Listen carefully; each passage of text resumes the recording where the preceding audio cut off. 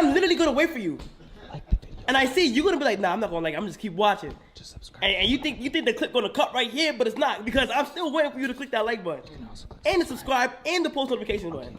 So I'm back again with another episode of Random Thoughts. Now, initially, Random Thoughts was just going to be a one-off thing, but ultimately I decided that I want to start a series where I express or sometimes dive into just random thoughts that I have about anime, but also get knowledge from you guys and kind of just start a conversation about certain things. So these episodes are going to be pretty raw. No real jokes in, if I make a joke, I'll make a joke. But ultimately, it's going to be a more raw version of what I usually do. Hey, do you hear me, dude? Because I'm talking to you, man. The thing that I wanted to talk about today was romance anime. And yes, I really enjoy romance anime, but for some reason it's one of the genres within anime that is super untapped. The fact that honestly it seems as though it's a genre that can't let go of high school really bothers me, because in such a creative industry such as anime, you would think that there are a lot of creative minds who have subjects above high school. The fact that an anime like Golden Time is still referenced as the best romance anime that you can watch is pretty disturbing, because this is an anime that came out in 2013. Now listen, it's a pretty good anime, but at this point it's been a decade and it still feels like the genre hasn't evolved, besides like a few gems here and there, like A Rent a Girlfriend or a Sing Yesterday for Me, which is kind of disappointing, because I think that honestly there are a bunch of people who relate to a wacky anime like A Rent a Girlfriend, because it discussed some of the subject matter that you deal with in terms of romance when you're in varsity or just in college. And this is something that people go through a lot, and sometimes at that point you really want direction,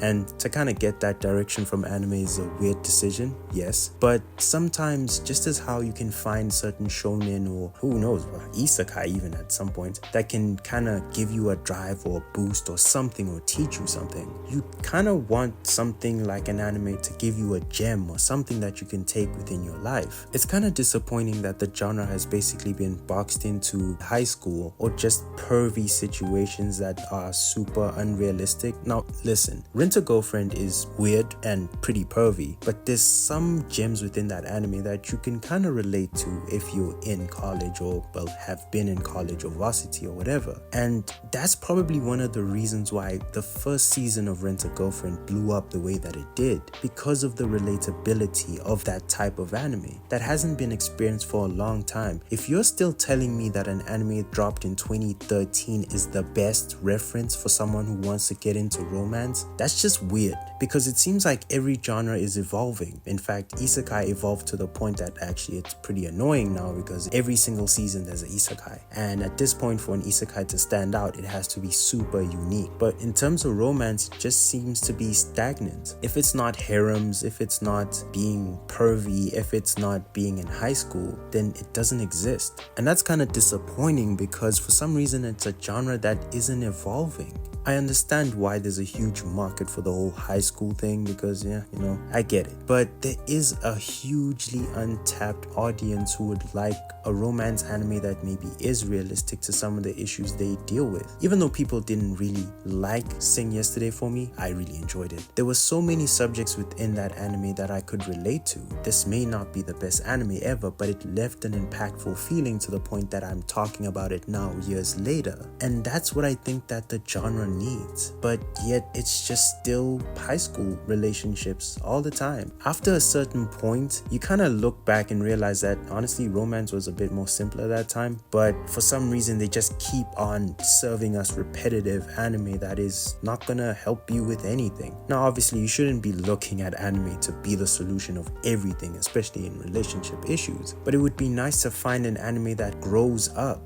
An anime like Love Isn't Easy for Otaku was super special, but the fact that these are hidden gems or anime that aren't really talked about that much or slept on is disappointing. I don't really know what has to happen next, but I feel like there should be something better than what we're getting right now. And every season I wait for an anime to surprise me, but for some reason they're just weird and just disappointing. But then again, I could just be rambling, and this is just the annoying rant of a person who just wants more from an anime that could do more. But maybe I'm just so few in that group that there's no point in serving a romance fan like myself or people who would be interested in that. That's pretty much all I wanted to say about that, because I think about this every single year, but nothing really changes that much. Honestly, I'd like to know what you think. Well, I guess that part of growing up is learning to deal with heartbreak, huh, Kakashi?